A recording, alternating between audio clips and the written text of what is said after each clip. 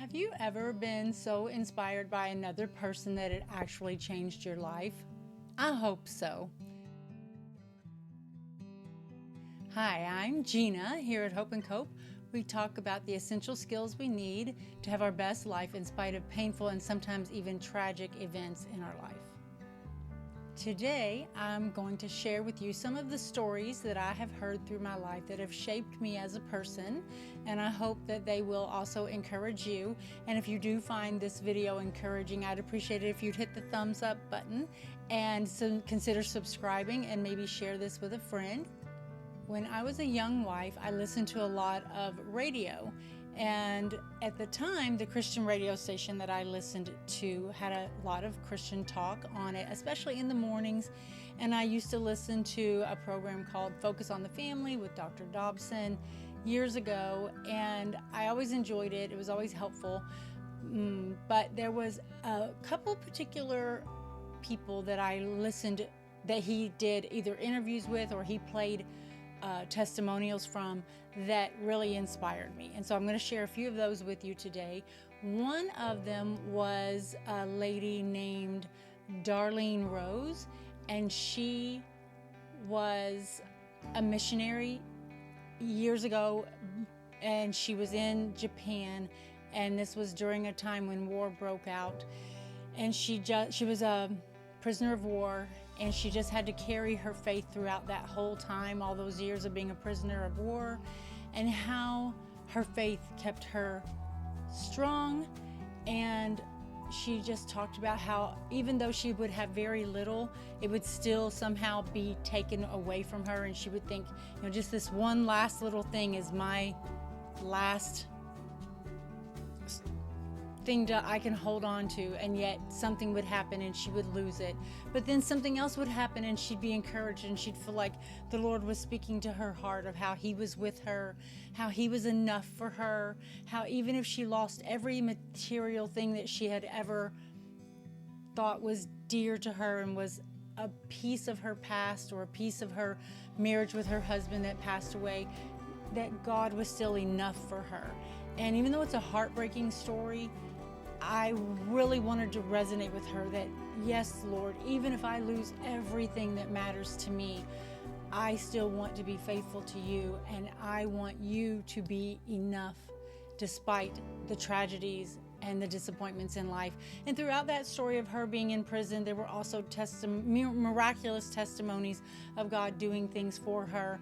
But at the times when something would just really break her heart, how Jesus would speak just so kindly to her heart and tell her he was with her and tell her he loved her and tell her that he was enough and that he would never leave her. And that just really impacted me. There was another testimony by Dr. E.V. Hill. I think it's Dr. E.V. Hill. Forgive me if I'm wrong about that. And he was a preacher back during the civil rights era. And he the one that really ministered to me was on the loss of his wife, her death, her sickness and death, and how and he spoke at her funeral. So this was his eulogy at her funeral, and it's very impassioned, and you can hear the pain, you can hear the suffering, but you can also hear the heartfelt love between him and God, and the decisions he had to make, that God was enough for him and that God could be trusted. That was the thing. So one of the lines that just really hit me was when he was praying for his wife, and God said, "It will be okay." And he said, does that mean that she's going to live? She's going to be okay? She's going to be healed? And that's not what that meant. That just meant that God was going to be with him. And I'm not giving you these words exactly. I'd really like for you to just look them up and listen to them for yourself because they're so amazing.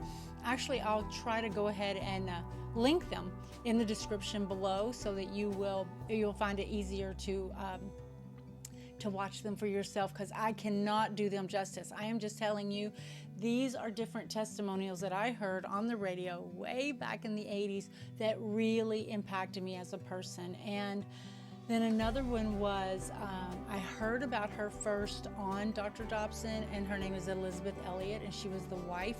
She was a missionary. She was the wife of a missionary that was martyred.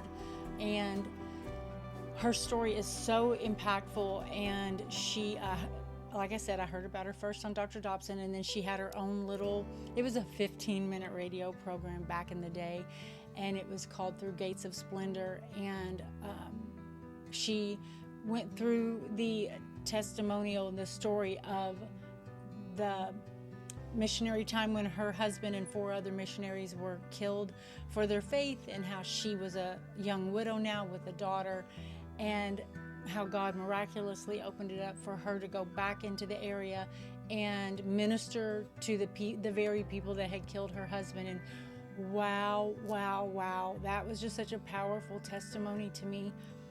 It really blew my mind. It gave me like if my mind was this little bitty unblown up balloon, then it just expanded the idea of the kind of faith a person can have in God.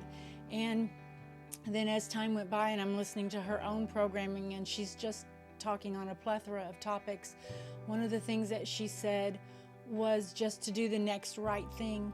And I was just a very young bride during the years that my husband had his initial accident, where he broke both of his ankles, and then that caused multiple surgeries, and then the loss of one leg, below the knee, and then several years later the loss of the other below the knee, and then that was a catalyst for his alcoholism and all the tragedy and heartache that came with that. But one of the things that Elizabeth said in one of the talks was just, when she did not know what to do, she just did the next thing. It didn't have to be the next right thing, like it was moral, or it was just the next thing. And she literally gave examples of these heartbreaking things going on in her life, and then her saying, okay, what's the next thing? And there was a sink of dishes, so she would just go finish the dishes or go fold the laundry. And I remember that really helping me. And as a young wife, when I would be so overwhelmed by life, by having 3 small children and having a handicapped husband, and all the things that came with that, and all the emotional burden of all those surgeries. We spent days and months in hospital rooms, and Rob and I used to talk about our annual vacation being a stay in the hospital, and sometimes he'd be in the hospital more than once in a year. And it just was really hard times, and just listening to do the next thing. And so the next thing, getting my children a bath, getting them tucked into bed, it just helped me to not just fall apart. It just helped me to find something to focus on besides the distress, something to focus on besides the turmoil, something to focus on besides the chronic pain and the strain and the financial issues and all those things. I would just do the next needed thing. And boy, did it just give me something to fall on. This little girl I was, just had somewhere to land and somewhere to say, okay, I'm going to put my attention. Do I need to make a grocery list? Do I need to pay a bill? All these things. All these little things were just so helpful. So Darlene Rose, Evie Hill, and then Elizabeth Elliot, and God knows that Elizabeth Elliot ministered to me throughout the years, because I continued to listen to her program for years and years and years. And then that book, her story Through Gates of Splendor, and how amazing that was. Another one that has come into my life way more recently is, I'm sure I can't say his name right. I'm going to spell it Juvicic, Nick Vujicic. I'm sorry, but he is a gentleman. He's young man that was born without arms or legs, and he's a fabulous speaker. He ministers to people all around the world. He ministers to a lot of people that have terrible physical handicaps, and he's a real inspiration in how at a very young age, as a little child, he wanted and contemplated trying to kill himself, and how God intervened. And it's just a beautiful story, and I'm going to link something from him in the description box below, so that if you want to find more from him, he posts all the time. He has books. He's married now and has children, and he just has a beautiful story.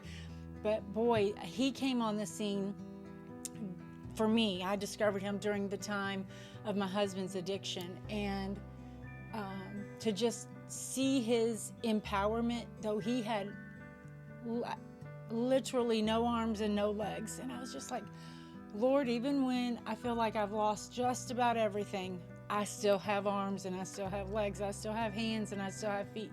And if he can do it, I can do it. And if he can find hope, I can find hope. And if he can be strong, I can be strong. And just a real great testimony. And I love him for that, and I love God for being so faithful to people when their lives are so hard, and then they can be such a testimony and give someone like me, who really has a walk in a rose garden compared to them, give me hope and give me encouragement. So I couldn't end this without saying there are people in the Bible that are a huge encouragement to me. Joseph in the Old Testament is one of them, but I would be remiss without saying that Jesus Christ, my Savior, the Lord of my life, is my ultimate inspiration. When he was being crucified wrongly on a cross, he loved people so much that he asked God to forgive them and not hold them accountable for what they were doing.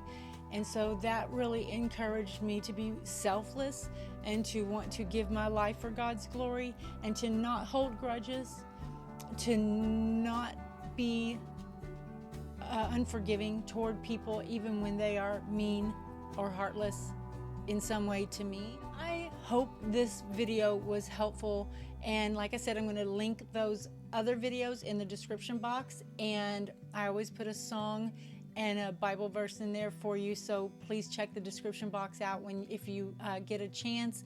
And I'd love to see you comment if there's something that's happened to you, a testimony that you've heard that you'd like to share briefly in the in the comments. Share that for other people to inspire them. That would be great.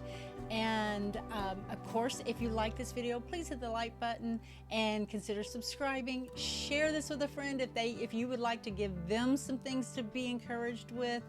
And look for new content every Sunday. And as always, I love you. I'm praying for you. And until next time, God bless.